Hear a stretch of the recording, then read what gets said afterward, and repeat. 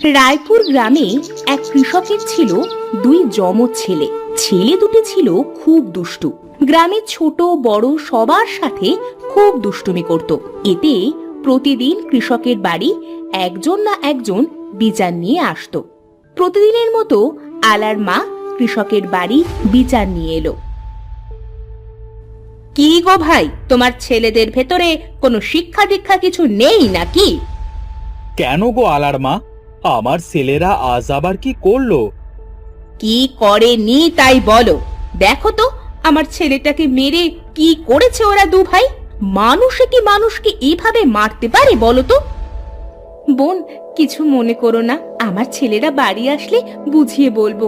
আজকের পর থেকে আলার গায়ে আর কোনো দিনও হাত দিবে না। কত মানুষে তো বুঝ দিল, কিন্তু কোনোদিনও কি এরা বুঝ নিয়েছে? গাছের লিচুগুলা একটাও রাখলো না, আর আজ আমার ছেলেটা হাতে নাতে ধরায় তাকে এভাবে মেরেছে। আলার মা বকতে বকতে বাড়িতে চলে গেল। আর এদিকে কৃষকের বউ কাঁদতে কাঁদতে বলল, ওগো, আমার ছেলে দুটো কি কখনোই মানুষ হবে না? মানুষের কাছে কত কথাই না শুনলাম, তারপরেও এরা কেন ভালো হয় না বলো তো? কেঁদো না গিন্নি, অনেক হয়েছে। আর না, এদেরকে যে কিভাবে ভালো করতে হয় তা আমার জানা আছে। আজ বাড়িতে আসুক। কৃষক ও তার বউ কথা বলছিল, তখন তারা দু ভাই বাড়ি এসে দেখলো যে তাদের মা কাঁদছে। মা, তোমার কি হয়েছে? তুমি কাঁদছো কেন? কাঁদবো না তো আর কি করব বলতো? তোদের দু ভাইয়ের জন্য কি আমাদের কোনো শান্তি আছে? আমরা আবার কি করলাম? বুঝতে পারছো না? আলাকে ধরে তোমরা মেরেছো কেন? আর ওদের গাছে লিচু সব চুরি করে খেয়েছো কেন? আসলে বাবা, আমাদের ভুল হয়ে গেছে। আমরা দুই ভাই আর কোনো দিনও মানুষদের বিরক্ত করব না। শোনো তোমরা দুই ভাই, আমার শরীরটা আজ দুদিন খুব খারাপ, আর কাছে কোনো টাকা পয়সাও নেই। আমার সব টাকা আমাদের ওই বাবলাতলার জমিতে পোঁতা আছে। কি বলছো বাবা? বাড়িতে এত জায়গা থাকতে টাকাগুলো তুমি মাঠে পুঁতে এসেছো? হ্যাঁ, কারণ আমার ওই জমিটা যে সে জমি না, ওইটা একটা জাদুর জমি। ওই জমিতে টাকা রাখলে দিনে দিনে জমিতে আরো টাকা দেয়। কি বলছো বাবা? টাকা রাখলে টাকা বাড়ে? এমন কথা তো আগে কোনোদিনও শুনিনি। এতদিন আমি তোমাদের বলি নাই, কারণ তোমরা ছোট ছিলে। এখন বড় হয়েছো, আর তাছাড়া আমার মনে হলো কথাটা তোমাদের এখন বলা উচিত, তাই বলেছি। তাহলে এখন আমরা কি করব বাবা? আমি চাই তোরা দুই ভাই জমিটা খুঁড়ে টাকাগুলো উঠিয়ে নিয়ে আয়। সত্যি বলছো বাবা? তুমি কোনো চিন্তা করো না, আমরা দুই ভাই এক্ষুনি যাচ্ছি আর টাকাগুলো নিয়ে আসছি। তারা দু ভাই মাঠের উদ্দেশ্যে রওনা দিল। এদিকে কৃষকের বউ কৃষককে বলল, ওগো, এটা তুমি কি কথা বললে? ছেলেদের সাথে মিথ্যা কেন বললে? মিথ্যা না গিন্নি, এটা সত্যি কথা। আমাকে না জিজ্ঞাসা করে সময় হলে সখী দেখতে পাবে। তারা দু ভাই মাঠে গিয়ে বলল, ভাই, বাবা এতদিন আমাদের কাছ থেকে এই কথাটা লুকিয়ে রেখেছিল কেন? এই জমিতে যে এত টাকা আছে, বাবা আমাদের আগে কেন বলেনি? বাবা মনে করেছে হয়তোবা আমরা এই জমি থেকে সব টাকা চুরি করে নেব, তাই বলেনি। বাবা তো জানে না যে আমরা কত বড় বাটপার। এই জাদুর জমি থেকে আজ কত টাকা যে আমরা ঝেড়ে দেব তা তো বাবা জানি না। এই ভাই, আস্তে কথা বল, আস্তে, না হলে আশেপাশের মানুষগুলো শুনে ফেলবে। আস্তে আস্তে চল, এবার আমরা আমাদের কাজ শুরু করি। তারা দু ভাই তাদের জমিটা ভালোভাবে খুঁড়তে শুরু করলো। সারা দিন ধরে জমিটা খুঁড়ে যখন কোনো টাকাই পেল না, তখন ক্লান্ত শরীরে বাড়ি ফিরে তার বাবাকে বলল,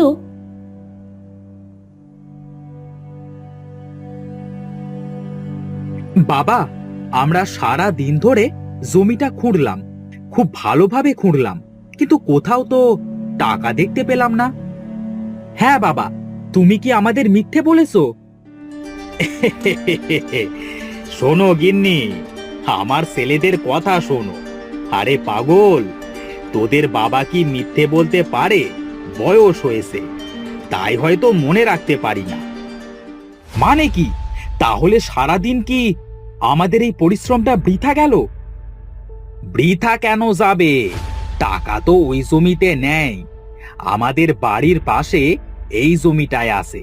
আমি তো কতদিন ও টাকা ওঠাইনি, সব জমা করে রেখেছি তোদের জন্য, যেন তোরা বড় হয়ে বেশি করে টাকা পাস, আর সেই টাকা দিয়ে ভালো একটা কাজ করতে পারিস।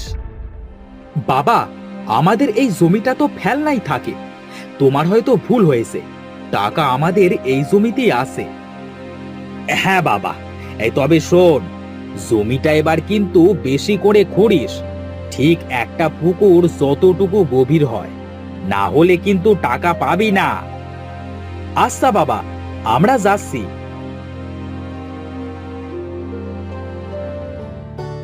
তারা দু ভাই খুশি হয়ে বাড়ির পাশের জমিটা খুঁড়তে শুরু করলো। আশেপাশের মানুষ তো তাদের দেখে খুব অবাক হলো। কি রে ভাই, আজ তোরা দুই ভাই কি মনে করে কাজ করছিস? হ্যাঁ, আর কতদিন বসে খাবো ভাই? এবার তো বাবাকে একটু শান্তি দিতে হবে নাকি? হ্যাঁ, ঠিক বলেছিস ভাই, কাজ করে খা, কাজ করে খা, কাজের বিকল্প কিছুই নেই। তোদের আজ দেখেও আমার খুব ভালো লাগছে। আচ্ছা, তোরা কাজ কর, পরে কথা হবে, কেমন? জহির সেখান থেকে চলে গেলে তারা দু ভাই হাসতে হাসতে বলল, ভাই অনুপ, আজ কিন্তু আমরা টাকা খুঁজে বের করবই। আমাদের আজ আরো ভালোভাবে কাজ করতে হবে। হ্যাঁ ভাই, তাড়াতাড়ি কাজ কর। তারা দু ভাই মন দিয়ে মাটি খুঁড়তে লাগলো। মাটি খুঁড়তে খুঁড়তে একটা পুকুর কেটে ফেললো, কিন্তু টাকার কোনো হদিশ মিলল না। তখন অরুণ বলল, ভাই, বাবা মনে হয় আমাদের বোকা বানিয়েছে। আমরা তো সারা দিন ধরে এই জমিটায় একটা পুকুর বানিয়ে ফেললাম, কই টাকা তো দেখলাম না। চল বাড়িতে গিয়ে বাবাকে জিজ্ঞাসা করে দেখি।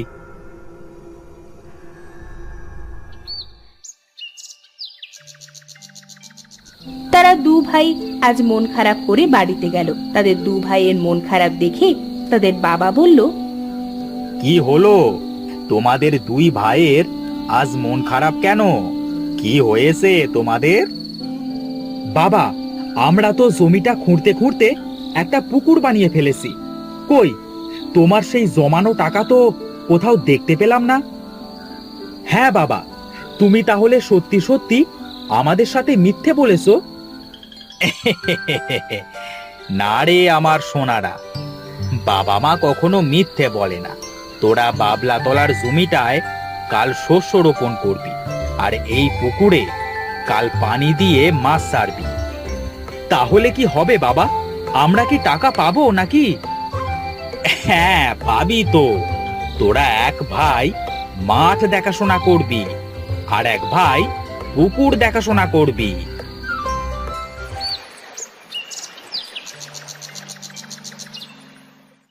পরের দিন তারা দু ভাই দু কাজে নেমে পড়ল।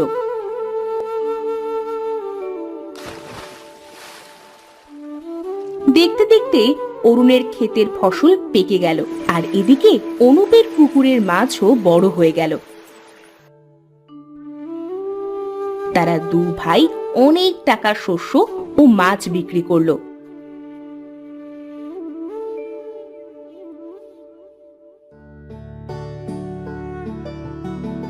সেদিন তারা খুব খুশি হলো। তাদের খুশি দেখে কৃষক বলল, এবার তোরা কি তোদের সেই জাদুর জমির লুকোনো টাকাগুলো পেয়েছিস বাবা?